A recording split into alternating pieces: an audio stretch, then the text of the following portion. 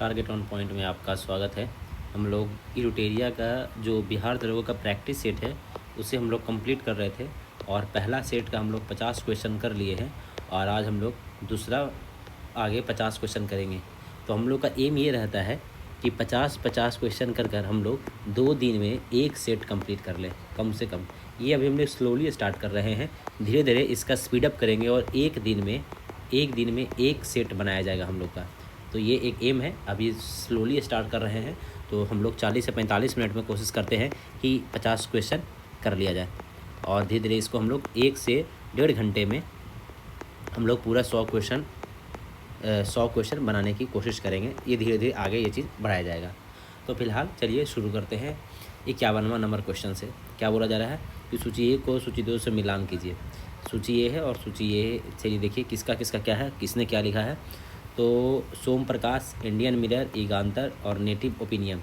तो किसके द्वारा क्या लिखा गया है, तो इंडियन युगांतर किसके द्वारा लिखा गया है, तो युगांतर आपका लिखा गया है, युगांतर आपका था वरिंद्र कुमार घोष का युगांतर था। सोम प्रकाश किसका है, तो कहता है ईश्वर चंद्र विद्यासागर का सोम प्रकाश है। ठीक है, तो ए का 3 देखिए, ए का 3 यहाँ पे, ए का 3 यहाँ पे है। इंडियन मिरर किसका है, तो इंडियन मिरर है आपका, कहता है कि देवेंद्र नाथ टैगोर का इंडियन मिरर है, देवेंद्र नाथ टैगोर का इंडियन मिरर है, दोनों में आ गया। युगांतर किसका है, वरिंद्र कुमार घोष का, यहाँ पे आ गया। ठीक है, और नेटिव ओपिनियन किसका है, तो VN मंडलिक का है नेटिव ओपिनियन।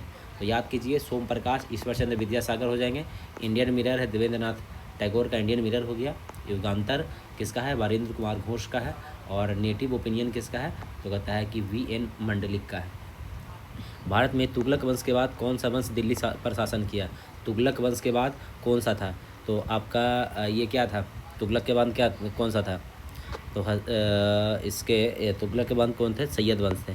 आपका इसका एक जो ट्रिक था वो क्या था, देखिए तुगलक के बाद क्या था, ट्रिक मुझे नाम नहीं याद आ रहा, लेकिन एक ट्रिक है इसका याद करने का, किसके बाद क्या था। चलिए ठीक है, अभी याद रखिए, सैयद वंश है। ठीक है, तुगलक के बाद कौन थे, सैयद वंश थे। ठीक है,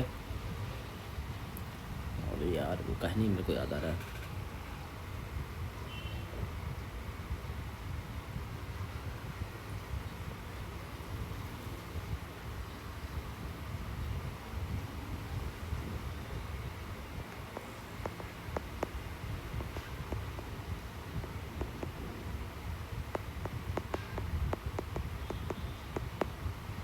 गुलाम वंश, खिलजी वंश, तुगलक वंश, सैयद वंश, लोधी वंश, यही है। गुल खिले तो सांस लो, ये ट्रिक था। तो गुल खिले तो सांस लो में गुलाम वंश हो गया, तो खिलजी वंश हो गया, तुगलक वंश हो गया, और सैयद वंश हो गया, लोधी वंश हो गया। ठीक है, तो इसके बारे में थोड़ा सा बताते हैं कि ये किसने नंबर का था, चौथा नंबर का था। 1 हो गया, 2 नंबर हो गया, 3 नंबर हो गया, ये चौथे नंबर का हो गया। ठीक है, और इस वंश का जो संस्थापक था, कहता है कि सैयद वंश था। सैयद वंश के संस्थापक कौन है, खिज्र खां है। कौन है संस्थापक, खिज्र खां इसके संस्थापक रहे हैं। और ये खिज्र खां जो था वो तैमूर लंग का सेनापति था, और भारत से लौटते समय तैमूर लंग ने खिज्र खां को मुल्तान, लाहौर और दीपालपुर का शासक नियुक्त किया था। खिज्र खां की मृत्यु कब हुई थी, तो 1421 में इसकी मृत्यु हो गई थी, 1421 में। तो आपको ये पता है कि तुगलक वंश का जो एक शासक कौन था, तैमूर लंग। कौन था, तैमूर लंग जो था, और इसी का वो क्या था, तैमूर लंग का ये क्या था, सेनापति था ये खिज्र खां। और ठीक है, ये इनमें से किसने 1857 के विद्रोह में सक्रिय रूप से भाग लिया था, नाना साहब थे, बेगम हजरत महल, मौलवी अब्दुल्ला, ये सभी थे। तो बताया है कि ये नाना साहब कहाँ से थे, तो नाना साहब कहाँ के थे, तो कहाँ से थे, तो कानपुर से नाना साहब थे। बेगम हजरत महल लखनऊ से थी, कहाँ से थी ये, लखनऊ से बेगम हजरत महल थी। और मौलवी अहमदुल्ला फैजाबाद से कहाँ थे, फैजाबाद से मौलवी अहमदुल्ला थे। बहादुर शाह एक जो थे वो दिल्ली से थे, इन लोगों ने भाग लिया। और बीडी सावरकर ने 1857 की क्रांति को भारत का पहला स्वतंत्रता संग्राम कहा है। किसने कहा है, बीडी सावरकर ने। उस स्वतंत्रता सेनानी का नाम बताइए जिन्होंने गवर्नर जनरल की निम्नांकित पंक्तियाँ लिखी, कि जनरल को पंक्तियाँ लिखी थी। मेरे घुटने टेक कर रोटी मांगी, मैंने घुटने टेक कर रोटी मांगी, लेकिन उसके बजाय मुझे पत्थर मिला। मैं ऐसे प्रत्युत्तर में आश्चर्यचकित नहीं हूँ। ब्रिटिश राष्ट्र केवल शक्ति के सामने झुकता है। तो ये किसने लिखा था? तो ये कहता है कि महात्मा गांधी जी ने लिखा था। किसने लिखा ये? तो कहता है कि महात्मा गांधी जी ने, इनकी जो पुस्तक थी यंग इंडिया पुस्तक थी, इनका क्या था? यंग इंडिया पुस्तक थी। इसके माध्यम से वो लॉर्ड इरविन के समक्ष 11 सूत्री मांगे रखी थी, जिस पर सरकार ने कोई सकारात्मक रुख नहीं अपनाया। फलतः 1930 ईस्वी को साबरमती के कांग्रेस के कार्यकारिणी समिति की एक बैठक में गांधी जी के नेतृत्व में सविनय अवज्ञा आंदोलन चलाने का निश्चय किया गया था, और उसी में ये बात बोली गई थी। और सरकार के द्वारा कोई पत्र नहीं मिला, तो जवाब पत्र का जवाब नहीं मिला, तब वो लिखते हैं कि मैंने घुट के टेक का रोटी मांगी, लेकिन मुझे पत्थर मिला, और मैं इससे आश्चर्यचकित नहीं हूँ। ब्रिटिश राज्य केवल शक्ति के सामने झुकता है, और इसीलिए वो 12 मार्च 1930 को साबरमती आश्रम से वो शुरू किए थे नमक कानून बनाने के लिए, और उसके बाद सविनय अवज्ञा आंदोलन था। नाजीवाद किसका समर्थक था? नाजीवाद किसका समर्थक था? तो होता है कि राज्य की सर्वोच्चता के सिद्धांत का। किसका था समर्थक था नाजीवाद? राज्य की सर्वोच्चता के सिद्धांत का था। ठीक है। अच्छा, महात्मा गांधी के बारे में 1-2 पॉइंट और आपको बता दिए कि इनका तो आपको जन्म पता होगा, 2 अक्टूबर 1869 में हुआ था, पोरबंदर में हुआ था, गुजरात के। पिता का नाम करमचंद गांधी था, माता पुतलीबाई थी, पत्नी कस्तूरबा गांधी थी।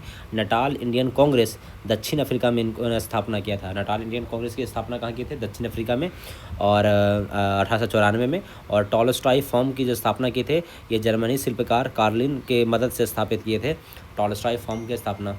और ये कब किया गया था? 1910 में जोहान्सबर्ग में टॉलस्टॉय फर्म की स्थापना किया गया था। ठीक है। तो नाजीवाद किसका समर्थक था? तो राज्य की सर्वोच्चता के सिद्धांत का नाजीवाद समर्थक था।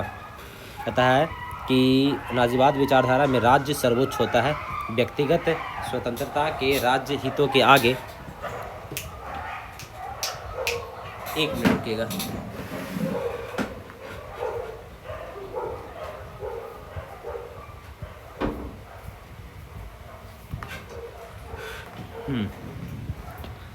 तो नाजीवाद विचारधारा में राज्य सर्वोच्च होता है, व्यक्तिगत स्वतंत्रता को राज्य हित के आगे त्यागने और अर्थव्यवस्था पर राज्य के पूर्ण नियंत्रण की बात कही गई है। नाजीवाद विचारधारा हिटलर द्वारा लाया गया था। तो ये किसके द्वारा लाया गया था? हिटलर के द्वारा लाया गया था नाजीवाद वाला। और कहता फांसीवाद विचारधारा बेनिटो मुसोलिनी के द्वारा लाया गया था। एक जो फांसीवाद है, फांसीवाद है, ये किसके द्वारा लाया गया था? तो बेनिटो मुसोलिनी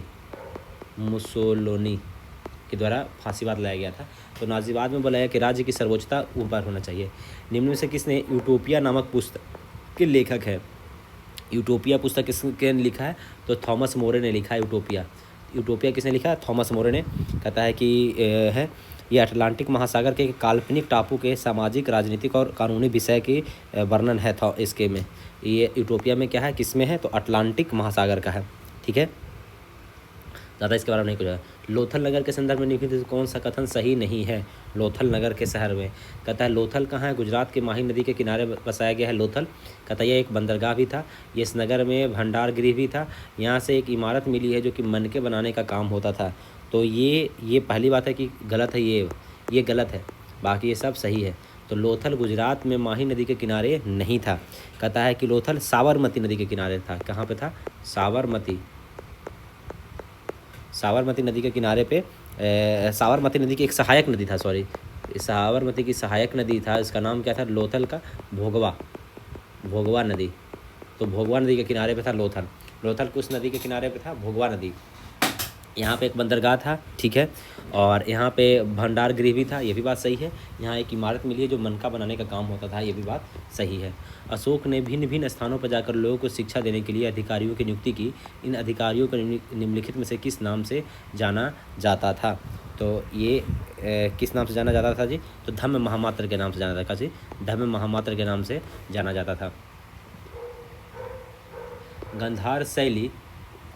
गंधार कला शैली एक समन्वय है। तो गंधार कला शैली किसका है? तो कहता है कि गंधार शैली किसका है? भारत और यूनानी कला का है। किसका है? भारत और यूनानी कला का गंधार शैली है। बाकी अब अगर इसके बारे में अगर आप कुछ और बता दें आपको कि अगर मौर्य प्रशासन में और कौन कौन क्या क्या था, तो आपको ये बता देते हैं कि समाहर्ता जो था, समाहर्ता जो होता था वो क्या करता था, राजस्व का मुख्य था। किसका था? राजस्व कलेक्ट करता था, राजस्व का मुख्य संग्रह करता था। द्वारिक होता था, वो महल के द्वारों के लिए जिम्मेदार एक अधिकारी था। द्वारिक महल के द्वार के लिए द्वारिक था। सन्निधाता था, प्रशासन में कोषाध्यक्ष था। मौर्य प्रशासन में कैसा? कोषाध्यक्ष था, मतलब कि बैंक से कितना पैसा निकलेगा, कहाँ कितना खर्च होगा, वो सन्निधाता था। अन्य प्रमुख अधिकारियों में सेनापति का प्रमुख जो था, सेनापति सेना का प्रमुख, प्रादेशिक जिला गवर्नर कहलाता था। राजुका राजस्व अधिकारी थे। राजुका कौन थे? राजस्व अधिकारी थे। ठीक है, हम लोग गांधार शैली के बारे में पढ़ रहे हैं। तो गांधार शैली क्या है? तो भारतीय तथा यूनानी कलाकार को गांधार शैली था। अगर इसके बारे में बता दें तो कहते हैं कि पश्चिमी एशिया के साथ संपर्क बढ़ने के कारण पश्चिमोत्तर भारत के किनारों में यूनानी मूर्तिकला का प्रवेश मिला। ठीक है, गांधार प्रदेश में भारतीय कलाकारों की मूर्तिकला की शैली में दिलचस्पी बढ़ी और इससे वो प्रभावित भी हुए। इनकी बनाई गई बुद्ध की प्रतिमा और बुद्ध के जीवन से संबंधित दृश्य पटल यूनानी शैली से मेल खाते हैं। इस शैली गांधार के नाम से भी जानी जाती है। यह कला न केवल आधुनिक पंजाब और कश्मीर जैसे क्षेत्रों में लोकप्रिय थी, बल्कि अफगानिस्तान में भी ये बहुत मिलता है। वहाँ पे अनेक अवशेष मिले हैं। हर्ष के संदर्भ में निम्नलिखित कथन में से कौन सा असत्य कथन है हर्ष के बारे में? तो हर्ष के दरबारी कवि बाणभट्ट ने हर्ष की जीवनी लिखी है। ठीक है, बात सही है। फाहियान हर्ष के शासनकाल में आया था। नहीं जी, फाहियान नहीं आया था हर्ष के काल में। हर्ष के काल में फाहियान नहीं आया था, ये गलत है। हर्ष के काल में हेनसांग आया था। कौन आया था? हेनसोंग आया था। हर्ष अपनी राजधानी थानेश्वर से हटाकर कन्नौज ले गया, बात सही है। हर्षवर्धन बौद्ध धर्म के महायान मत से प्रभावित था, ये भी बात सही है। तो आप समझ गए कि दरबारी कवि कौन थे? बाणभट्ट थे, जिसने हर्ष की जीवनी लिखी है। और हर्ष के काल में फाहियान नहीं बल्कि हेनसोंग आया था। हर्ष अपनी राजनीतिक थानेदार से हटाकर कन्नौज ले गया, थानेश्वर से। ठीक है, फिर आगे बढ़ते हैं। चेर शासकों ने अपनी अभिलेखों को किस भाषा का प्रयोग किया? चेर ने किस भाषा का प्रयोग किया? चेर ने किसकी भाषा का प्रयोग किया है? तो मलयालम का किया है। ठीक है, मलयालम भाषा और ब्राह्मी लिपि का प्रयोग किया है इन लोगों ने। जो कि वर्तमान में चेर कहाँ था? वर्तमान अभी कहाँ है? तो केरल में है। वर्तमान कहाँ है? केरल में है। ठीक है, महात्मा बुद्ध के संदर्भ में निम्नलिखित कथनों पर विचार कीजिए। महात्मा बुद्ध के संबंधित में कहता है इन्होंने अपना पहला उपदेश सारनाथ में दिया। ठीक है, इनके उपदेश आत्मा और परमात्मा के विषय में होते थे। ठीक, ये सही है, ये नहीं, ऐसा गलत है। ये दुख को निवृत्ति के लिए अष्टांगिक मार्ग का बताया, ये भी बात सही है। तो कहता है कौन सा सत्य है? तो केवल एक और 3 सत्य है। कहता है कि प्रथम जो ज्ञान दिए वो वाराणसी के सारनाथ में दिए थे। इसको जो प्रथम उपदेश को क्या कहा जाता है? कि धर्म चक्र प्रवर्तन कहा गया है। महात्मा बुद्ध का उद्देश्य मुख्यतः दुख की समस्या और उसकी मुक्ति के मार्ग पर आधारित था। आत्मा परमात्मा नहीं था, बल्कि कैसी था? दुख की समस्या और मुक्ति के मार्ग पर आधारित था। अष्टांगिक मार्ग की इन्होंने शिक्षा दी और इन्होंने सम्यक दृष्टि, सम्यक संकल्प, सम्यक वाणी, सम्यक कर्म, सम्यक आजीव, सम्यक व्यायाम, सम्यक स्मृति और सम्यक समाधि भी शामिल है। जनगणना 2011 के अनुसार भारत में निम्नलिखित में से किस केंद्र शासित प्रदेश का लिंगानुपात सर्वाधिक है? केंद्र शासित प्रदेश की बात कर रहा है, यूनियन टेरिटरी में। कहता है किस यूनियन टेरिटरी में लिंगानुपात बहुत सर्वाधिक है? किस में है? तो पुडुचेरी में सबसे ज़्यादा है। ठीक है, पुडुचेरी में सबसे ज़्यादा है। लिंगानुपात सबसे ज़्यादा कहाँ है? पुडुचेरी में है। और ठीक है, आगे देखते हैं। भारत और अमेरिका के बीच होने वाला संयुक्त सैन्य अभ्यास, युद्ध अभ्यास। युद्ध अभ्यास किसके बीच में होता है? भारत और अमेरिका के बीच में युद्ध अभ्यास होता है। और उसका आयोजन कहाँ किया गया था? तो राजस्थान में किया गया है। युद्ध अभ्यास कहाँ किया गया है? राजस्थान में किया गया था। ठीक है, अगर आप कुछ और का नाम अगर आप याद करना चाहते हैं तो हम आपको नाम बताते हैं, आप याद कीजिएगा। वनून होता है भारत और फ्रांस के बीच में, वनून। गरुड़ शक्ति होता है भारत और इंडोनेशिया के बीच में होता है, गरुड़ शक्ति। विनवैक्स होता है भारत और वियतनाम के बीच में, विनवैक्स होता है। 18वां सूर्य किरण संयुक्त अभ्यास भारत और नेपाल के बीच में सूर्य किरण हुआ है, कितने नंबर का? भारत और नेपाल के बीच में सूर्य किरण हुआ है 18 नंबर का। वज्र प्रहार होता है भारत और अमेरिका के बीच में, वज्र प्रहार होता है। नील अल बहर, नसीम अल बहर होता है भारत और ओमान के बीच में, नसीम अल बहर। सिम्बेक्स होता है भारत और सिंगापुर के बीच में, सिम्बेक्स होता है। मालाबार में है भारत, जापान, अमेरिका और ऑस्ट्रेलिया। जो क्वाड के जो देश है मालाबार में है भारत, अमेरिका, जापान और ऑस्ट्रेलिया। काजिंद है भारत और कजाकिस्तान। युद्ध अभ्यास होता है भारत और अमेरिका के बीच में, युद्ध अभ्यास, जिसके बारे में यहाँ पे लिखा हुआ युद्ध अभ्यास। अल नजाह भारत और ओमान के बीच में, अल नजाह है। और उदार शक्ति भारत और मलेशिया के बीच में, उदार शक्ति है। मित्र शक्ति भारत और श्रीलंका के बीच में है। नोमैडिक एलिफेंट भारत और मंगोलिया है। अभ्यास मैत्री भारत और थाईलैंड है। होपेक्स है भारत और मिस्र के बीच में, होपेक्स होता है। अभ्यास मैत्री भारत और थाईलैंड। होपेक्स है भारत और मिस्र हो गया।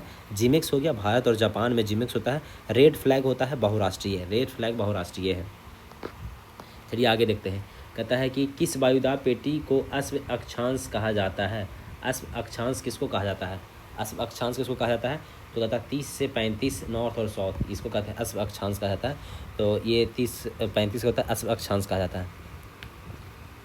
ठीक है, असत्य कथनों के बारे में पढ़िए। कहता है सिंधु नदी जम्मू कश्मीर से होकर प्रवाहित होती है।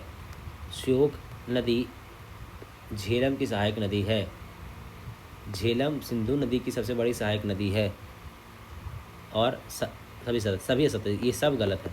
अब कैसे कैसे क्या गलत है वो हम आपको बताते हैं। तो पहला होता है कि सिंधु नदी मुख्य रूप से सिंधु, झेलम, चिनाब, रावी और ब्यास और सतलुज शामिल है। ठीक है, कहता है झेलम और रावी नदी चिनाब में मिल जाती है, झेलम और रावी चिनाब में मिल जाती है, और ब्यास नदी सतलुज में मिल जाती है, और फिर सतलुज और चिनाब मिलकर पजनंद बनाती है। संयुक्त धारा लगभग 44 मील तक दक्षिण पश्चिम की ओर बहती है और मिथानकोट में सिंधु नदी में मिल जाती है। तो ये जम्मू कश्मीर से नहीं होता है, ये गलत है। श्योक नदी झेलम की सहायक नदी नहीं है, ये भी गलत है। ठीक है, आगे देखिए। हाल में ही किसने खेलो इंडिया यूथ गेम्स के 7वें संस्करण का उद्घाटन किया? खेलो इंडिया यूथ गेम्स का उद्घाटन किसने किया था? मोदी जी ने किया था। वर्चुअल मोड में किया गया था। किस मोड में किया था? वर्चुअल मोड में। ठीक है, पहली बार बिहार में हो रहा है 7वां संस्करण। कहाँ कहाँ हो रहा है? तो पटना में हो रहा है, राजगीर में, गया में, पटना हो गया। मैप में देखिए, मैप बनाते हैं। पटना यहाँ पे क्या है? पटना में हो गया, फिर नीचे में राजगीर हो गया, फिर गया हो गया, फिर भागलपुर हो गया आपका, फिर कहता है भागलपुर हो गया, ये बेगूसराय हो गया। तो ये सब जगह पे हो रहा है। गजसिंह इसका वो रहा है, और 4 से 15 मई तक ये किया गया है। आगे देखते हैं। इसको मिलाइए, सही सुमेल कीजिए, कहाँ से कहाँ पे क्या है भैया वो मिलाना है हम लोग को, कि किस पे क्या है। कहता है कि नर्मदा नदी पे क्या है? चंबल है। चंबल नदी पे महाराणा प्रताप है। ठीक है, चंबल नदी पे क्या है? महाराणा प्रताप है। बी का 2 देखिए, बी का 2 यहाँ पे आ गया। नर्मदा नदी पे ओंकेश्वर बांध है। नर्मदा नदी पे ये क्या है? 1 का 4 यहाँ पे भी आ गया। कृष्णा नदी पे कृष्णा पे नागार्जुन है। कृष्णा पे क्या है? नागार्जुन है। सी का 1 हो जाएगा। और कावेरी पे क्या है? मेंट्रू कावेरी पे है। डी का 3 हो जाएगा। इसका आंसर डी आ गया। तो यह एक का क्या हो गया? आप याद करिए। कहता है ओंकेश्वर बांध कहाँ है? नर्मदा नदी पे। राणा प्रताप सागर कहाँ है? चंबल नदी पे। नागार्जुन कहाँ है? कृष्णा नदी पे। और नर्मदा कहाँ है? कावेरी कहाँ? मेंट्रू कहाँ है? कावेरी नदी पे। Mg+2 आयन का इलेक्ट्रॉनिक विन्यास क्या है? तो Mg का एटॉमिक नंबर कितना होता है? 12 हो गया। अब +2 दे दिया, मतलब 2 को दे दिया, तो बचा कितना? 10 बचा, तो 2 और 8 होगा इसका। Mg का कितना? Mg 12 +2, 2 को दे दिया, तो 2 और 8 होगा। ठीक है, आगे देखिए। कौन सा बंदरगाह तमिलनाडु के तट पर नहीं है? तमिलनाडु में कौन सा नहीं है? तो कहता है कि नागपट्टनम है।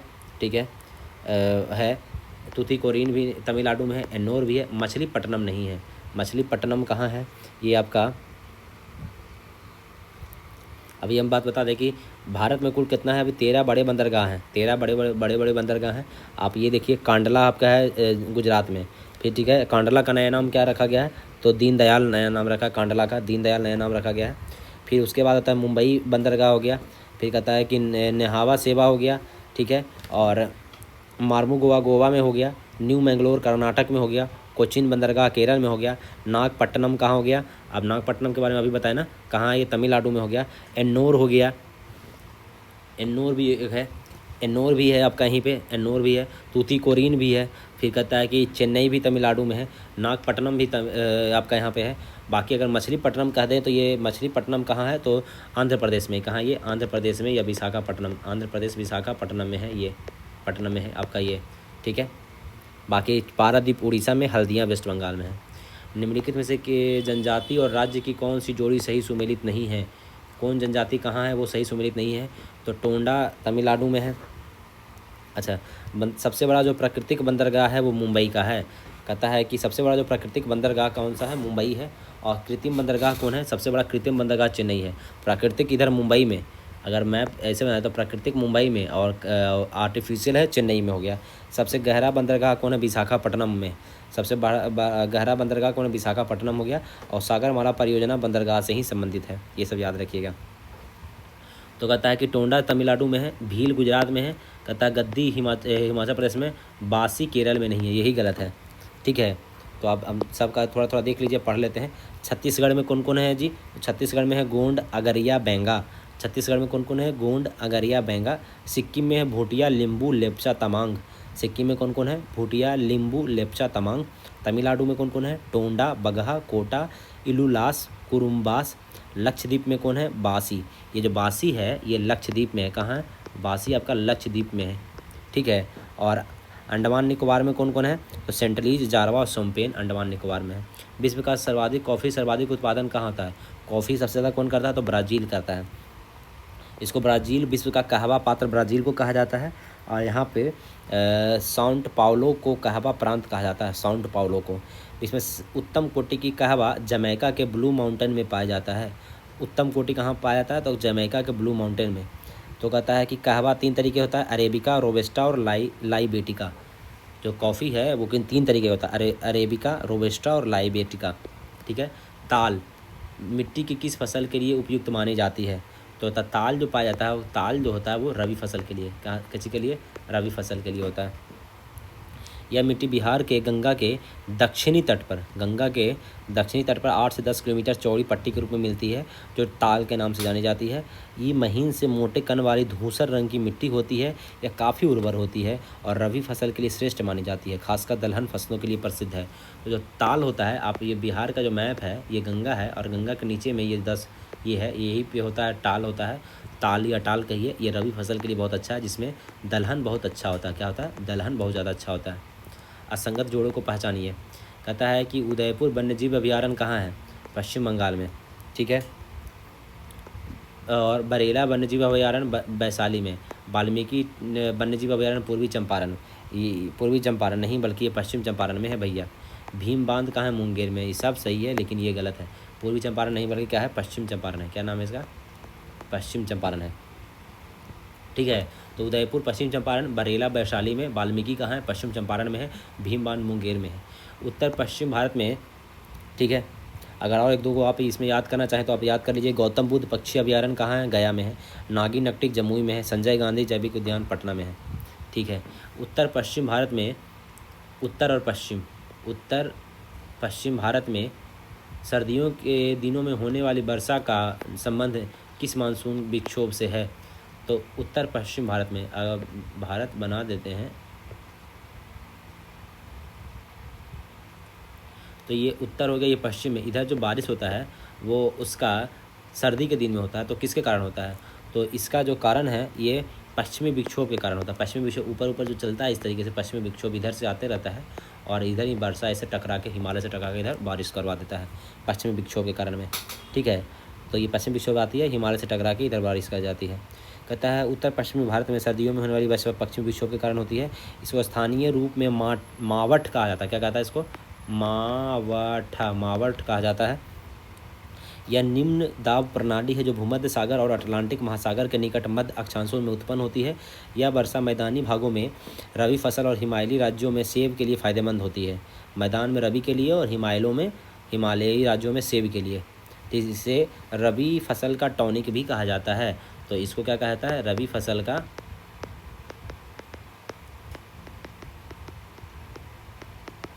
का टॉनिक कहा जाता है। कौन सा वैश्विक सम्मेलन ग्रीन हाउस गैस उत्सर्जनों की कमी के लिए आयोजित वैश्विक समझौते की दिशा में पहला कदम था? तो इसका नाम क्या था? रियो, 1992 में। तो कहता है ग्रीन हाउस के लिए क्या था? रियो था। कब क्या था? 1992 में रियो शुरू किया गया था। ओजोन परत को कहता है मॉन्ट्रियल प्रोटोकॉल 1987 में ओजोन परत के संरक्षण में संबंधित है। ये देखिए, पहले तो देखिए कि मॉन्ट्रियल प्रोटोकॉल जो है ये कहता है ये क्या चीज़? ओजोन परत से लेकर क्या चीज़ के लिए? ये मॉन्ट्रियल प्रोटोकॉल ओजोन परत के लिए है। ठीक है, ओजोन परत के लिए मॉन्ट्रियल है। फिर कहता है रियो सम्मेलन जो हुआ है इसको पृथ्वी सम्मेलन भी कहा जाता है। इसको क्या कहता है? पृथ्वी सम्मेलन भी कहा जाता है रियो को। और ये ग्रीन हाउस गैसों के लिए है रियो। ग्रीन हाउस गैसों के लिए क्या है? रियो है। और मॉन्ट्रियल क्या था? ओजोन परत के लिए है। क्योटो प्रोटोकॉल ग्रीन हाउस के उत्सर्जन में कमी में लाने के लिए बाध्यकारी लक्ष्य निर्धारित किए थे। तो ये भी ग्रीन हाउस के लिए, ग्रीन गैस हाउस के लिए भी है। तो ये कब किया गया? 1997 में किया गया और ये 1992 में किया गया था। आगे पढ़ते हैं। कहता है यदि श्रम पूंजी से सस्ता है और अधिक श्रम प्रधान विधियों का प्रयोग होगा, और यदि श्रम की अपेक्षा पूंजी सस्ती है तो उत्पादन में अधिक पूंजी प्रधान विधियों का प्रयोग होगा। वितरण किस प्रकार के अर्थव्यवस्था को निरूपित करता है, ये समझिए क्या बोल रहा है। कहता है कि यदि श्रम जो है मेहनती है वो पूंजी से सस्ता है, पूंजी से ही सस्ता हो गया, ठीक है, तो अधिक श्रम प्रधान विधियों का प्रयोग होगा, ठीक है। और यदि श्रम की अपेक्षा पूंजी सस्ती है, श्रम की अपेक्षा पूंजी सस्ती है तो उत्पादन में अधिक पूंजी प्रधान विधियों का प्रयोग होगा। तो ये क्या है, पूंजीवादी अर्थव्यवस्था की बात कर रहा है। क्या चीज़ की बात कर रहा है, पूंजीवादी अर्थव्यवस्था की बात कर रहा है। कहता है कि पूंजीवादी अर्थव्यवस्था में उत्पादन के साधनों पर निजी स्वामित्व पाया जाता है तथा वस्तु एवं सेवाओं का उत्पादन निजी लाभ के लिए किया जाता है। जैसे क्या है पूंजीवादी में आपका यूएसए, ब्रिटेन, जापान, ये विकसित देश हो गए। यूएसए भी होगा, ब्रिटेन और जापान भी हो गए। भारत में निम्नलिखित में से किस पंचवर्षीय योजना में अर्थव्यवस्था में समाजवादी कल्याण के रूप को अपनाया गया। समाजवादी कल्याण किसमें अपनाया गया था, तो दूसरी पंचवर्षीय योजना में समाजवादी कल्याण को अपनाया गया था, और इसमें औद्योगिक की भी बात की गई थी, इसमें औद्योगिक की बात भी की गई थी। कहता है कि अर्थव्यवस्था में समाजवादी स्वरूप का आधार तैयार करने का प्रयास किया गया दूसरा में। और कहता है कि इसमें बड़े तथा भारी उद्योग का नियंत्रण रखेगा जो अर्थव्यवस्था के लिए महत्वपूर्ण था, ठीक है।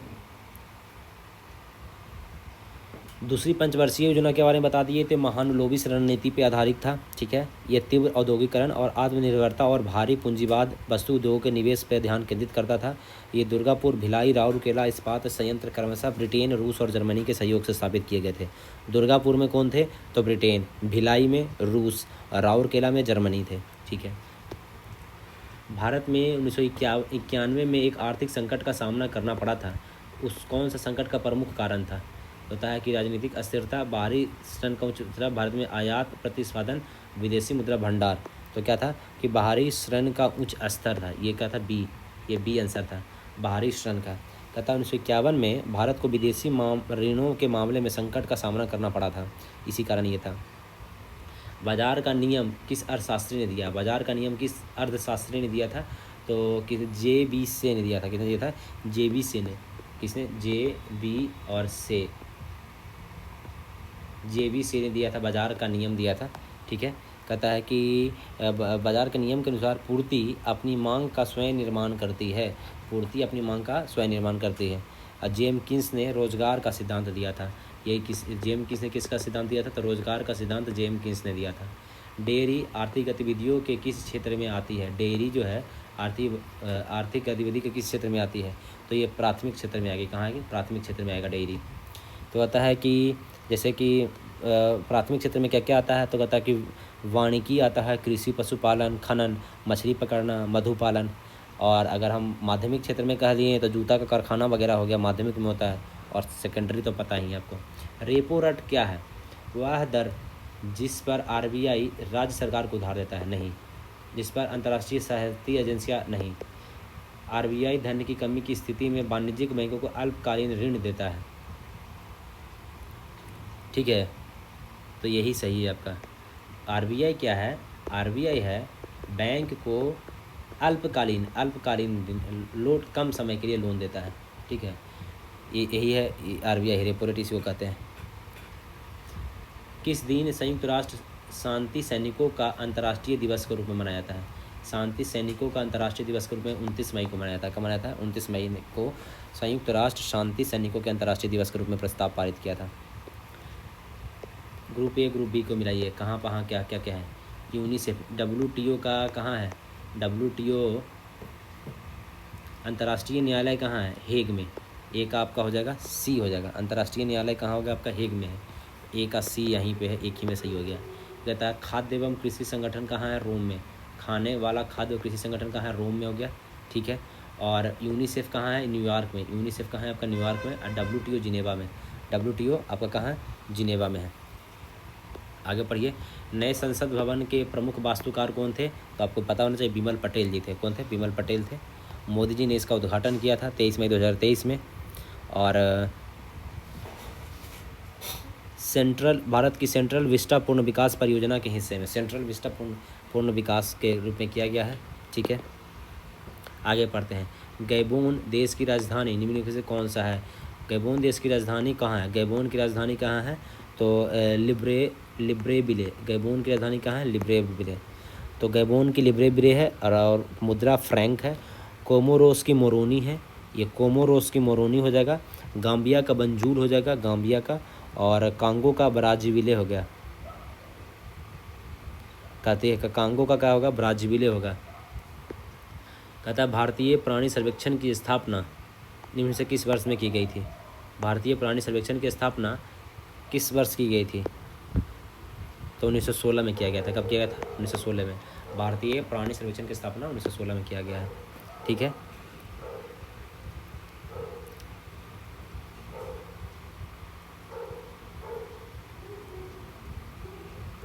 ठीक है।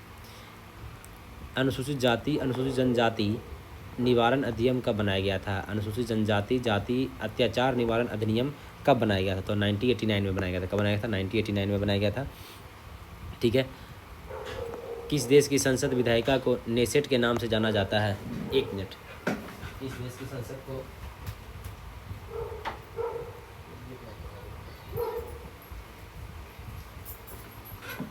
किस देश की संसद को नेसेट के नाम से जाना जाता है? तो ये कहाँ के? इजराइल के संसद को नेसेट के नाम से जाना जाता है। इजराइल के संसद को नेसेट के नाम से जाना जाता है।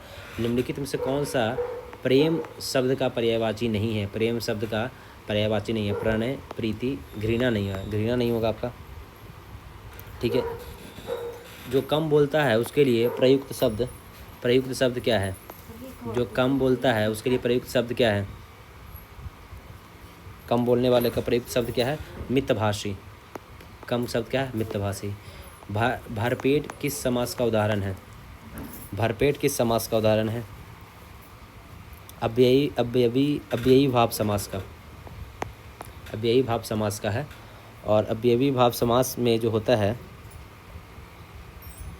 ठीक है, change active to passive voice में it is time to ring the bell. तो एक्टिव से पैसिव में बनाना है, it is time to ring the bell. तो it is time to ring the bell, इसका क्या होगा? It is the time for the bell to be rung. It is the time for the bell to be rung हो जाएगा। ठीक है। Fill in the blanks. कहता है Catherine says that she had never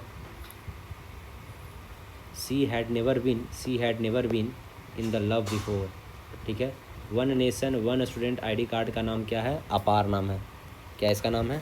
अपार नाम है। अपार आईडी। रामू के पास 200 खिलौने थे, ये मैथमेटिक्स है। हम आपको इसका आंसर बता देते हैं। ये 120 हो जाएगा। और इसका आंसर हो जाएगा आपको 16 दिन हो जाएगा। 98 का आपका आंसर क्या हो जाएगा? 25 हो जाएगा। 99 का आपका आंसर हो जाएगा 111। और 100 का एक आंसर हो जाएगा आपका ए हो जाएगा। इस तरीके से आप पूरा हो गया। मैथमेटिक्स सोल्व कर सकते हैं। धन्यवाद।